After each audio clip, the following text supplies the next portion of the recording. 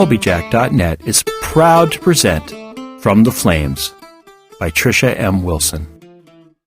The people of the fire, the Blesa, led by their queens, have ruled the island of Alfeyju and oppressed the Driva, the people of the ice, for more than 16 generations.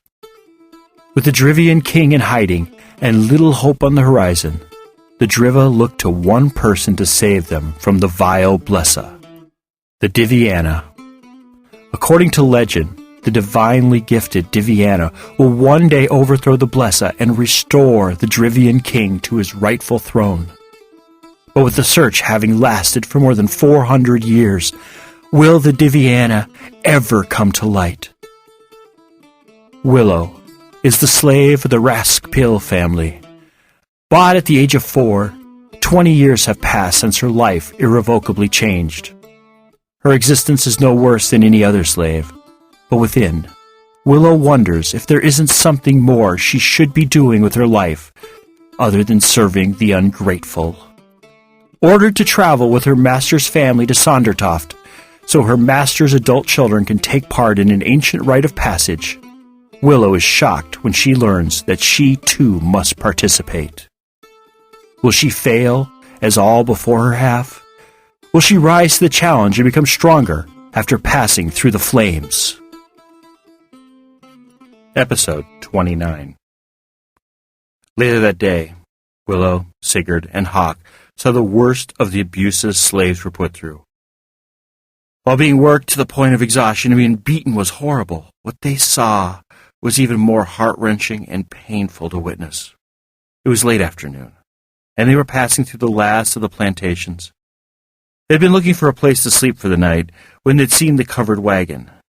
Covered wagons were few and far between, but what was even more unique was the metal bars at the back of the wagon. As they got closer to the wagon, they saw a commotion taking place. A woman and a man were fighting with men who were holding them back.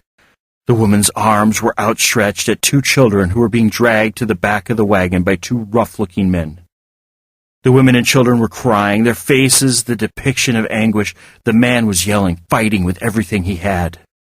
Suddenly, the man broke free of his captors and ran to the children. Before he could reach them, however, he was struck in the back with what looked to be a log. His head struck a large rock, and he ceased moving. The woman's screams intensified as she redoubled her efforts to get to her children and her injured husband. The men carrying the children continued to drag them away, uncaring for the woman's pleas and unsympathetic toward the unconscious man. Hawk moved suddenly, breaking Willow's concentration from the horrible scene before her. His horse went to a gallop. He was heading toward the wagon before she or Sigurd could stop him. "Stop!" Sigurd yelled, pushing his horse to follow Hawk. Willow was the slowest to move, trailing far behind Hawk and Sigurd.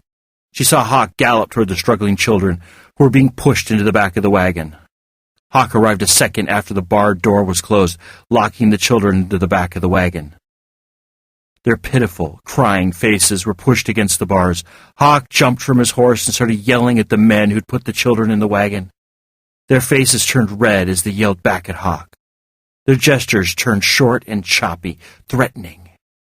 When Sigurd arrived, he tried to pull Hawk away from the angry men who now had murder in their eyes. Hawk fought him every step of the way. When Willow got within range, she heard Hawk say, "What's wrong with you? Those are children! They should be with their parents!" "This'll be the last time I say it to you. They're to be sold. And if you keep giving me any grief, I'll bundle ya up and sell ya.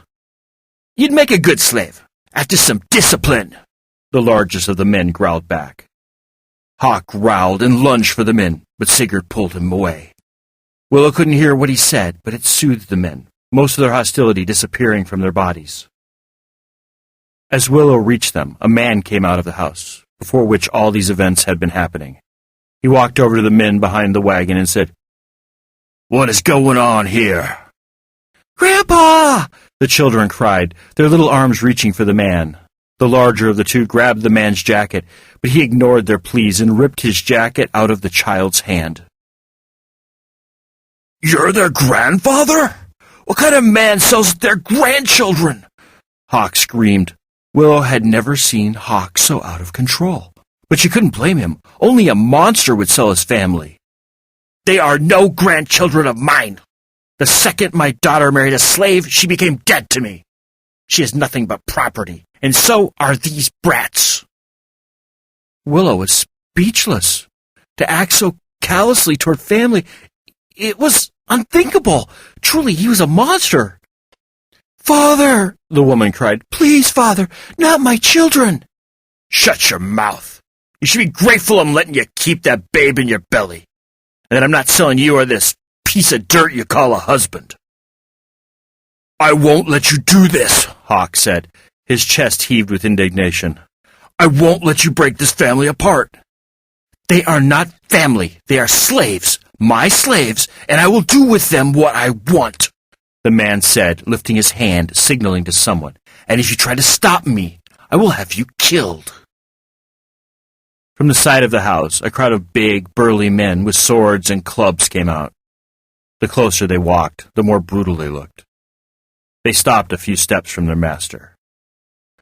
"We're sorry for interfering," Sigurd said, clamping a hand over Hawk's mouth even as he pulled him away. "We'll be leaving now." Hawk fought against Sigurd, but stopped when Sigurd whispered something in his ear. Willow saw his eyes clear up, the haze of craziness which had clouded his head clearing. "Oh, I don't think you'll be leaving," the master said, his eyes turning greedy. "You three look like you'd be perfect for slaves, and I'd love to whip you into submission. Men, get 'em!" The men who had been standing behind their master were already moving toward Hawk, Sigurd, and Willow. Willow saw that they were horribly outnumbered. The only way to get away would be to ride like the wind. "Go!" Sigurd ordered Willow, even as he sprinted toward his horse. Willow pushed her mount as hard as possible toward the road. If they could just get to the road, they could get to safety.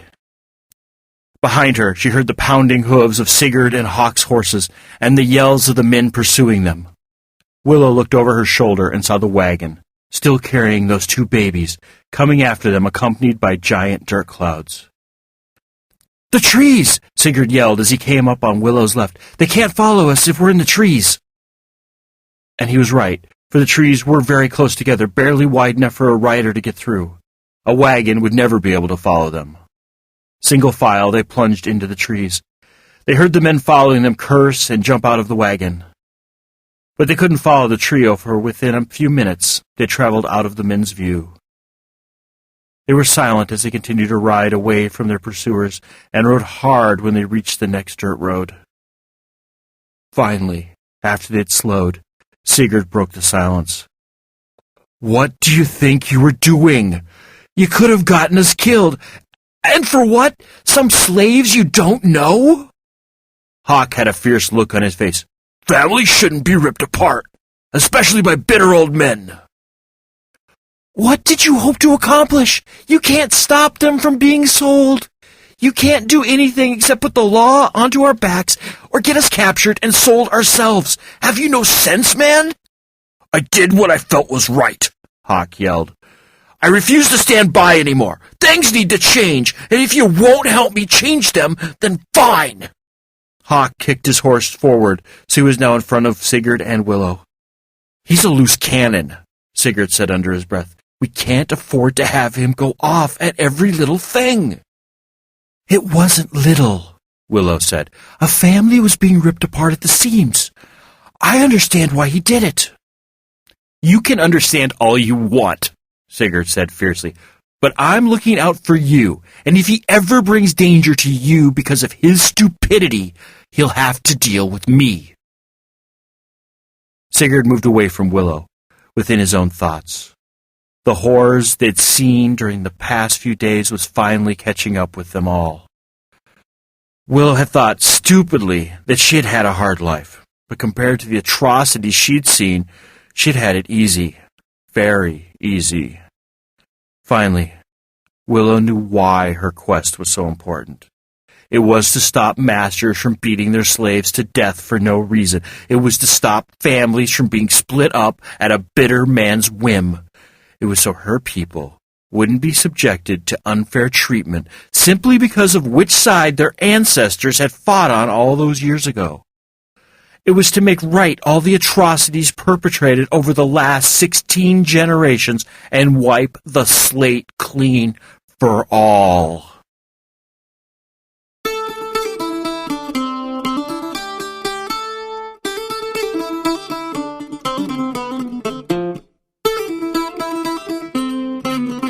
You have been listening to From the Flames by Trisha M. Wilson.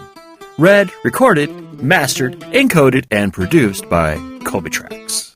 This work is released under a Creative Commons 3.0 Attribution, Non-Commercial, Share-alike license. Do what you want with it, just don't try to profit from it. Heaven knows we can't. If you have any questions, comments, or rants you wish to share with us, we can be reached at Colbyjack at Colbyjack.net. That's COLBYTRAX @COLBYJACK.net. Yep, I sing it too. If you want to follow the exploits of Trisha in Twitterland, just search for Lady Trisha W on Twitter, or follow the ever-dashing, courageous, hardworking, intelligent, and immensely humble Colbyjack on the Twitters as well.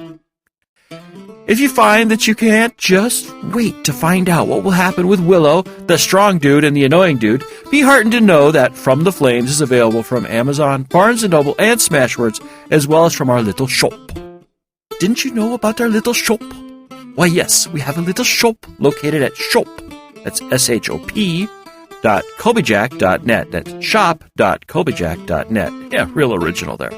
There you will find the latest ebook versions of all our works in both Mobi and ebook, all DRM-free, as well as audiobook versions of such works as Firmware Hijacked and Proxy, as well, naturally, as well as From the Flames. The audiobooks differ from the podcasts in that the headers and bumpers only run once, and the episodes are grouped into hour-long episodes for easy burning to CD or for downloading on the go. If you find you don't need any stuff, but just want to thank us monetarily for our efforts here, just head on over to Colbyjack.net, select either audio or visual, and look for the donate button located on the blog roll. Well, anyway, thank you for listening. Have a wonderful week, and remember to be fabulous.